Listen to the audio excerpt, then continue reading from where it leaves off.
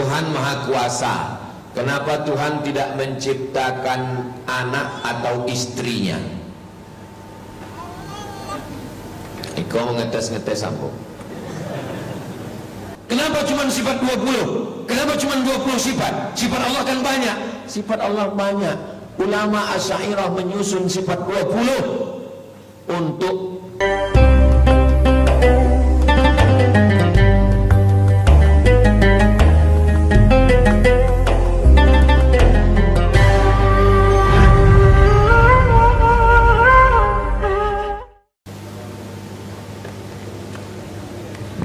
Assalamualaikum warahmatullahi wabarakatuh. Sampaikah doa istri kepada almarhum suami?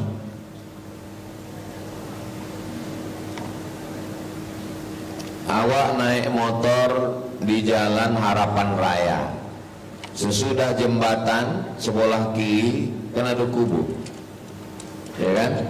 Lalu awak ucapkan doa, Assalamualaikum ya ala diyar minal mu'minin wa inna insyaallah bikum lahiqun yarhamullahu mustaqdimin wal mustakhirin nas'alullah lana wa lakumul afiyah. Pertanyaannya, sampai enggak doa awak untuk yang dikubur? Sampai. Padahal enggak ada hubungan semuanya. Enggak ada hubungan nikah, enggak ada hubungan nasab, enggak ada hubungan nasib.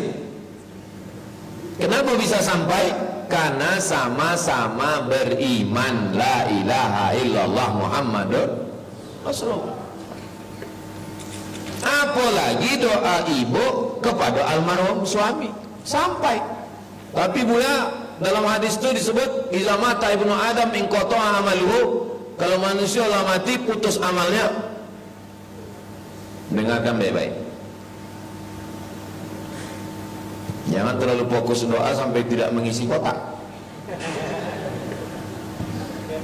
Iko Abdul Somad, iza mata ibnu Adam, kalau mati Abdul Somad anak Adam, kalau mati Abdul Somad in qata'a amaluhu, amalnya putus. Yang putus itu amal manusia untuk Abdul Somad atau amal Abdul Somad?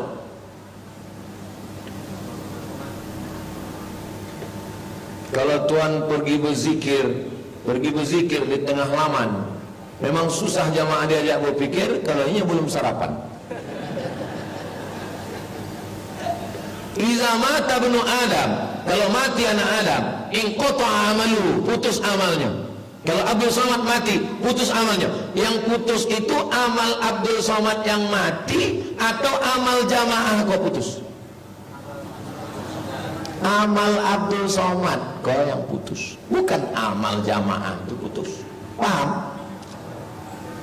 Meninggal suaminya, yang putus itu amal suaminya atau amal bininya? Amal suaminya yang mati itu yang putus.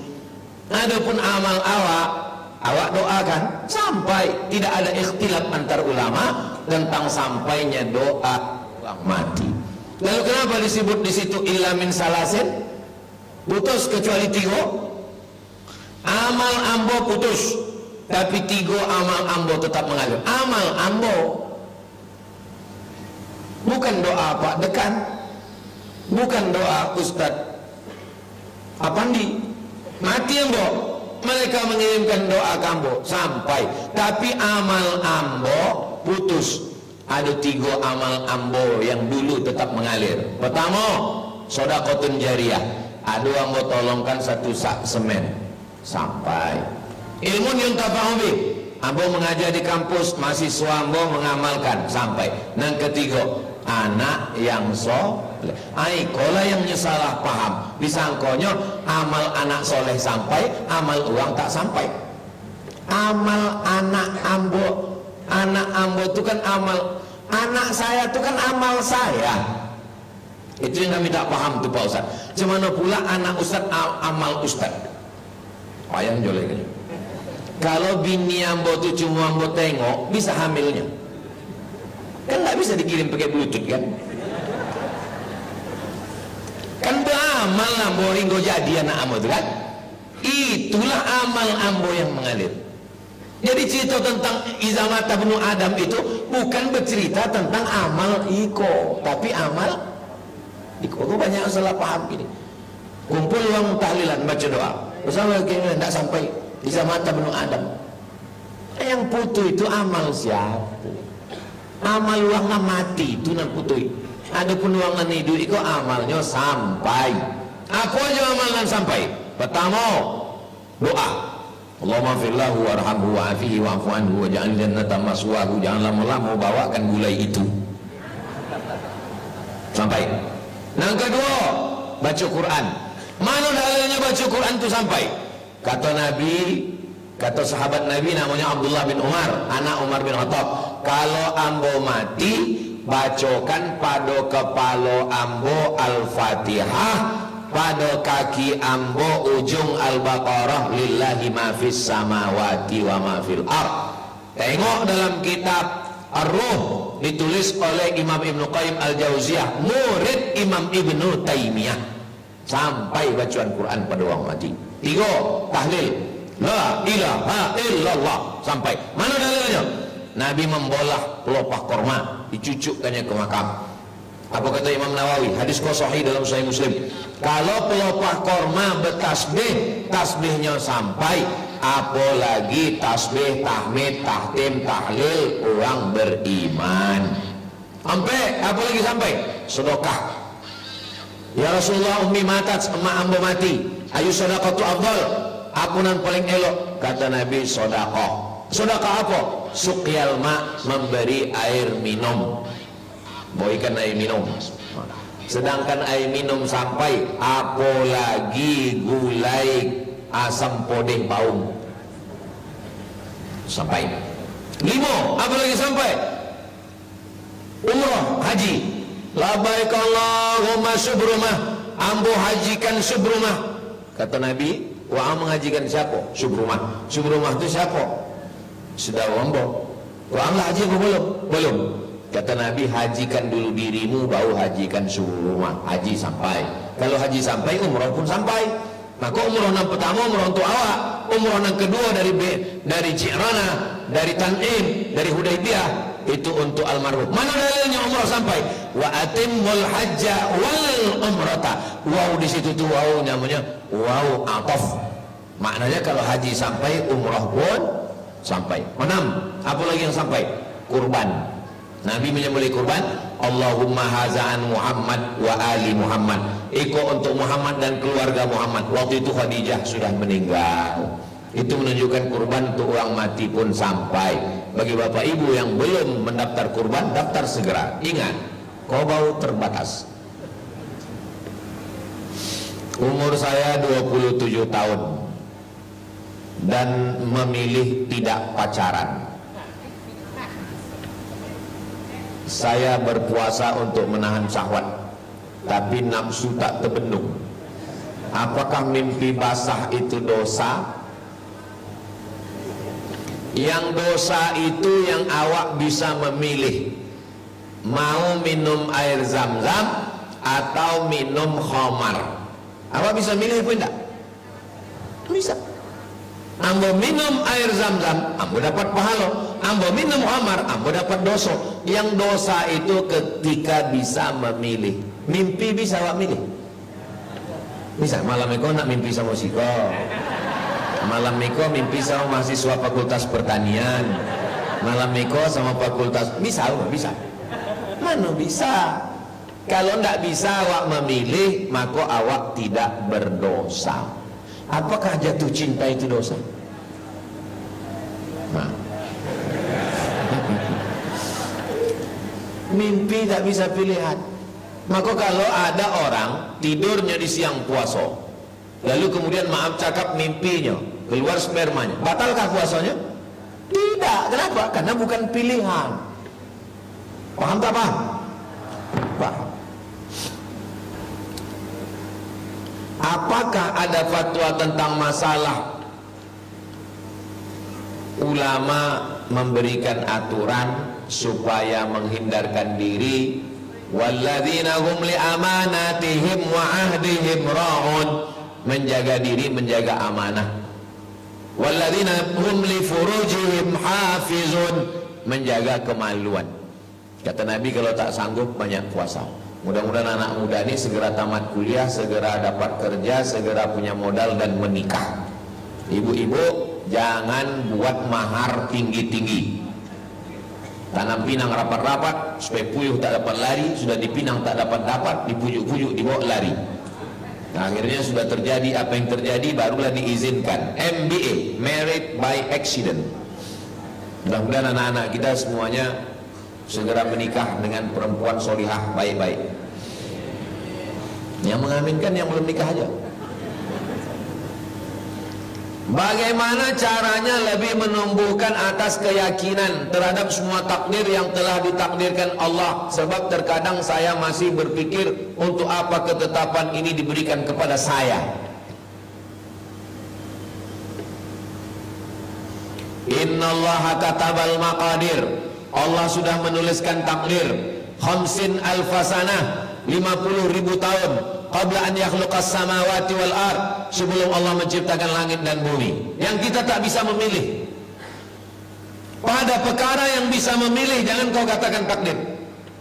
Ini takdir yang bisa dipilih. Yang tak bisa memilih, diponis dokter kena penyakit kanker otak, bisa milih. Datang rupanya malaikat, mau kanker otak apa kanker jantung? Tak bisa milih. Jangan pada yang bisa memilih lalu kalian burukkan takdir Allah. Mahasiswa dikirim ke Pekanbaru kuliah, pacaran, hamil, balik ke kampung, ditanya sama emaknya, kenapa kau hamil? Ini takdir Allah, mak. Dua dosa. Pertama dosa berzina, kedua dosa bicara takdir tanpa ilmu. Kau memilih antara pacaran atau tidak pacaran, antara keluar malam minggu atau tidak, antara mau atau tidak. Kan kau dikasih Allah. Inna sama pendengaran, wal basar penglihatan, wal fuad hati dan pikiran. Tapi pada perkara yang tak bisa memilih, takdir Allah. Diponis dokter kena penyakit kanker, takdir Allah. Lalu kemudian muncul dalam pikiran, kenapa mesti aku yang menerima takdir ini? Maka rukun iman yang keenam, antu'mina billah bil qadari, antu'mina bil qadari khairihi wa syarrihi, beriman kepada takdir buruk dan takdir baik. Tiga, pertama, tanamkan ke dalam pikiran bahwa ini takdir ketetapan Allah yang kita tidak bisa menolak. Yang kedua, husnuzon kepada Allah. Mungkin Allah ingin menghapuskan dosa saya, mungkin Allah ingin mengangkat derajat saya, mungkin amal saya kurang cukup masuk surga. Selalu husnuzon pada Allah. Yang ketiga, yang paling puncak, ridho. Ridho. Man lam yardha biqadai, siapa yang tak ridho menerima takdirku, walam yasbir bibalai, tidak sabar menerima ujianku, falyatlub rabban siwaya, carilah Tuhan selain aku. Melembutkan hati dan pikiran dengan dua. Pertama dengan ilmu, yang kedua dengan zikir. Zikir banyak, memperbanyak zikir. Ikut suluk tarekat Naqsabandiyah, bagus untuk menanamkan zikir Allah ke dalam kalbu. Allah, Allah, Allah, Allah, Allah, Allah, Allah, Allah, Allah, Allah, Allah, Allah. Karena kalau ini hidup, ini berhenti. Yang paling jahat itu ini. Kalau mulut ini bisa didiamkan, kalau tangan ini bisa didiamkan, kalau mata ini bisa didiamkan, tapi kalau di pikiran tak bisa diam. Kenapa aku yang sakit? Kenapa aku yang kena? Kenapa tidak tetangga? Kenapa tidak dia? Kenapa tidak dia? Kenapa? Ya, itu mau bercakap suang. Lama-lama bercakap sama angkot. Kenapa kamu? Tapi kalau ini hidup, zikir. Zikir tiga. Zikir yang pertama istighfar, astaghfirullahaladzim, astaghfirullahaladzim, astaghfirullahaladzim. Zikir yang kedua salawat, Allahumma salli ala sayyidina Muhammad wa ala Muhammad. Zikir yang ketiga, afdalu dzikri fa'lam annahu la ilaha illallah, la ilaha illallah. Ibu bapak adik-adik sekalian, kalau mau tidur pikiran macam-macam banyak, maka ditutup itu dengan zikir. Psikologi Islam. Mudah-mudahan sehat selalu Ustaz. Apa hukum kur di BSI? Semua produk yang ada di bank syariah itu dilaksanakan setelah fatwa dari DSN, Dewan Syariah Nasional. Yang mengeluarkan fatwanya namanya DSN. Lalu bank syariah mengamalkan, melaksanakan. BSI, BRK syariah mengamalkan semua. dan ada pengawasnya. Nama pengawasnya adalah apa nama pengawasnya itu Ustaz Alam? Dewan Pengawas Syariah. Jadi Bank Syariah itu ada DPS-nya 2 orang, Dewan Pengawas Syariah yang memang ahli dalam bidang syariah Islam. Maka apapun nama produk Bank Syariah itu halal dilaksanakan. Apapun nama produk dana talangan haji umroh, mudharabah bagi hasil, murabahah permodalan, wakalah, ijarah, itu semua halal. Yang penting banknya syariah. Apa hukumnya muslim bekerja pada perusahaan keamanan pengiriman uang bank konvensional yang biasa mengawal pengiriman uang bank ke ATM? La'anallahu akilar riba, Allah melaknat orang yang makan riba. Wa mukilahu, orang yang melakukan perwakilan atau yang dikasih makan. Wa katibahu, yang mencatat pun ikut. Wa syahidahu wa syahidahi, dan yang menjadi saksi. Lalu jalan panggil, sini bro, sini sebentar. Uang jadi saksi ya, ya ayat itu itu. Yang mencatat, maka dikias, drivernya kena, security-nya kena. Ustaz Somad nih ngomong-ngomong begitu, tapi kami tengok banyak juga jadwal Ustaz ceramah di bank konvensional, ya. Apa kalau diundang di bank konvensional? Itulah yang mau jelaskan. Semua kalian dimakan haram, security-nya. Maka mau kalau sudah diundang di bank konvensional, habis itu tadi diundang lagi. Kalau mau ceramah di bank konvensional, airnya tak saya minum, kuihnya tak saya makan. Kalau dikasih makanan saya tak makan, karena itu haram semua. Dikasihnya duit, ambo ambil, ambo serahkan ke Yayasan Tabung Wakaf Umat, karena itu untuk masalah amal. Ibu bapak kalau dapat duit dari banyak-banyak, serahkan ke Ustaz Alnam. Tapi waktu menyerahkannya serahkan aja gini. Dia tak usah cakap, Ustaz, ikut ada beberapa duit haram untuk Ustaz.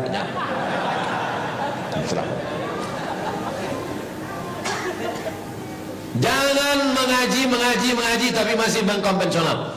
Balik dari sini langsung ambil tarik semua, pindahkan ke bank syariah.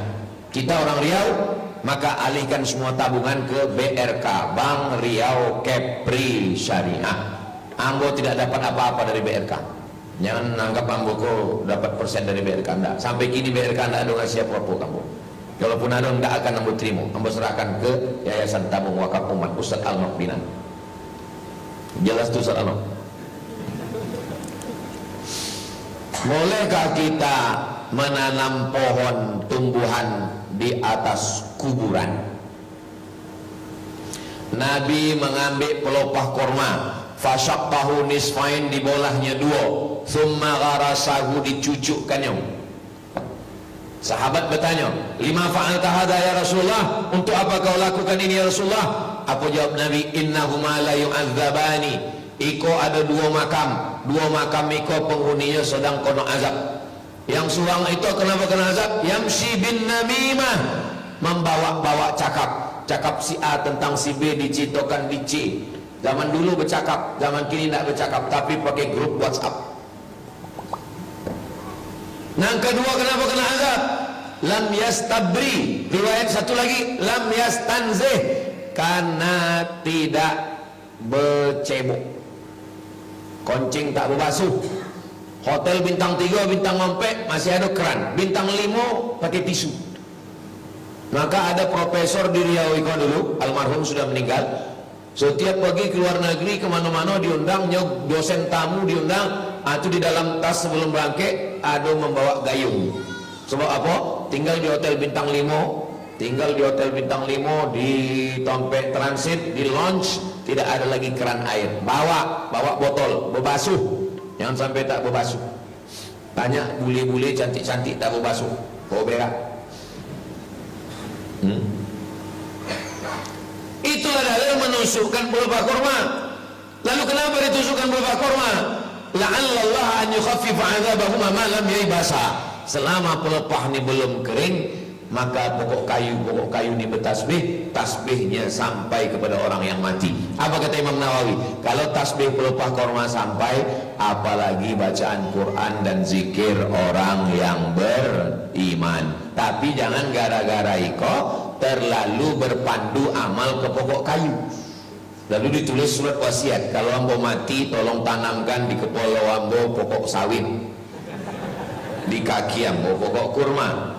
Pokok sawit 25 tahun baru replanting, pokok kurma 1 tahun. Jangan berharap amal pada pokok kayu. Tapi hukum asal mencucukkan pokok kayu itu hukumnya sunnah, Nabi membuat. Kita ini pergi umroh, semua sudah dikerjakan, tapi tawaf wadaknya kita tak bisa karena haid. Orang yang mau balik nanti sore pesawat jam 3, lalu kemudian kata pembimbing pagi ibu habis sholat subuh langsung tawaf wada. Maaf cakap, begitu habis sholat subuh mens, maka tawaf wadaknya gugur. Dia tidak lagi wajib melaksanakan tawaf wada. Tapi bapak ibu yang sehat walafiat, maka melaksanakan tawaf wada, tidak pakai sa'i. Tapi ada yang mengatakan kalau umrah tidak tawaf wada. Mazhab Syafi'i, haji tawaf wada dan umrah tetap tawaf wada. Ambo ikut mazhab Syafi'i. Maka kalau ambo yang membimbing umrah, maka tetap tawaf wada. Tuhan Maha Kuasa. Kenapa Tuhan tidak menciptakan anak atau istrinya? Iko mengetes-ngetes ambo. Makna setelah menyebutkan Allah, Allah subhana. Apa arti kata subhana? Suci. Allah maha suci dari anak, Allah maha suci dari istri. Subhanahu amma yasifun. Allah maha suci dari anak, Allah maha suci dari istri. Allah maha suci dari sifat makhluk. Itulah pentingnya belajar sifat 20. Wujud, qidam, baqa, mukhalafatuhu lil awadis. Allah mukhalafah, berbeda dengan makhluk. Allah wajib berbeda dengan makhluk. Kalau sama dengan makhluk, dia bukan Allah. Jadi kalau Tuhan kalian sama dengan makhluk, beranak, berbini, siapa nama anaknya? Hercules. Mati bininya, berbininya satu lagi, itulah emak tiri Hercules, jadi setan. Nama ayah Hercules kau Tuhan, namanya dewa Zeus. Jadi siapa yang menyembah Tuhan yang beranak berbini, nama Tuhannya Zeus, nama anaknya tunggal diutusnya ke bumi namanya Hercules. Kemudian Hercules kau berkelahi dengan emak tirinya, itulah setan. Ini mitologi dari Yunani. Allah dalam Islam mukhalafatuhu lil awadis. Ini bukan masalah mampu tak mampu. Sanggupkah Tuhan menciptakan batu yang dia sendiri tak sanggup untuk memikulnya? Kata tak sanggup itu terbatalkan untuk Tuhan, karena Allah maha kuasa. Sanggupkah Tuhan menciptakan anak dan bini? Kata tak sanggup itu terbantahkan, karena Allah itu maha suci dari anak dan bini. Kalau memang Tuhan kalian itu sanggup, nampakkanlah dirinya. Kalau nampak dirinya, maka dia sama dengan makhluk. Apakah orang sekarang saja yang minta Tuhan itu nampak? Ya Musa, lan nu'mina laka hatta narallaha jahrah. Wahai Musa, kami tidak mau beriman kepada engkau sampai kami menengok Tuhan itu secara nyata. Kalau ditengok secara nyata, maka dia hawadis. Sedangkan Allah itu mukhalafatuhu lil. Ambo berjumpa dengan mu'allaf masuk Islam. Ini semua agama dari cubonya. Macam mencubo makanan, nasi goreng potai, nasi goreng kambing, nasi goreng belacan, semua dari cubo. Ambo orangnya penasaran. Saya tanya, kenapa bapak masuk Islam? Saya sudah nyoba agama semua Pak Ustaz. Terus kenapa masuk Islam? Karena Islam satu-satunya agama yang Tuhannya nggak kelihatan. Tengok, tak terpikirkan di kepala ambo jawaban. Maka kalau ingin menguatkan tauhid, kajilah sifat 20, wujud, qidam, baqa, mukhalafatul awadisi, qiyamuhu binamsihi, wadaniyah, qudrat, iradat, ilmun, ayat, sama, basar, kalam. Ada laki-laki rambutnya macam sarang tawon, diputar-putarnya tangannya keluar omeh, dikulum-kulumnya mulutnya keluar omeh. Iya pulang, hanya izin nak balik. Semua mengakunya Tuhan. Macam mana cara membatalkan? Adik-adik mahasiswa nanti dia aku, ini Tuhan kami, this is my God. Macam mana cara membatalkan? Membatalkannya dengan sifat 20. Dengan satu sifat terbatalkanlah dia. Wujud, qidam, baqa. Qidam tak berawal, baqa tak berakhir. Kalau berawal dan berakhir berarti bukan Tuhan. Apakah Isa Tuhan? Tidak, karena dia berawal, dia dilahirkan oleh Maryam. Apakah Maryam Tuhan? Tidak, karena dia berawal, dilahirkan oleh Hana. Nama ayahnya Imran. Imran menikah dengan Hana, hamil dia. Itu yang disebutkan dalam surat Ali Imran. Kenapa cuma sifat 20? Kenapa cuma 20 sifat? Sifat Allah kan banyak. Sifat Allah banyak.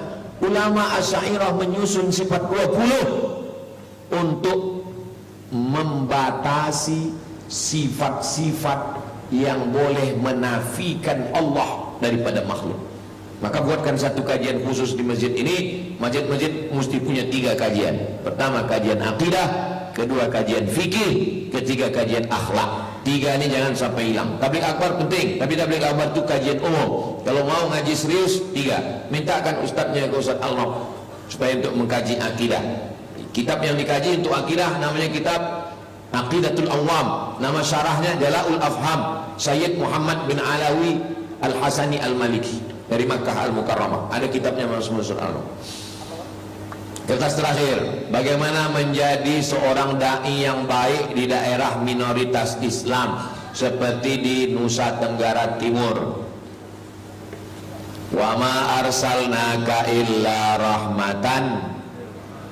Saudara kita yang berdakwah di Bali, di Manado, di Papua, di Jayapura, di NTT, di Australia, di Eropa, tunjukkan kelembutan Islam, akhlak Islam.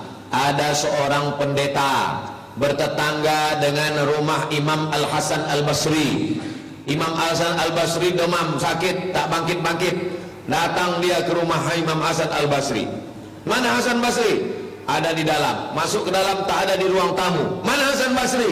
Dia ada di kamar. Masuk ketuk pintu, buka kamar. Tak bisa keluar rumah. Aku sakit, kata Imam Hasan Al-Basri. Di sudut kamar tu ada ember. Di sudut kamar ada ember, menetes air dari atas. Kata tetangganya ini bertanya, itu ember apa? Itu menampung air dari atas. Kalau tak salah itu rumahku di atas. Itu kalau tak salah toilet WC. Sudah berapa lama kau tampung? Isruna sanah, 20 tahun. Apa kata dia? Agama apa yang mengajarkanmu bisa bertenggang rasa, menahan sabar 20 tahun? Saksikanlah wahai Hasan Al-Basri, ini pasti datang dari Tuhan. La ilaha illallah Muhammadun Rasulullah. Jadi berdakwah di minoritas bukan bawa pedang masuk Islam. Kalau tidak aku pancung, awak mati dulu.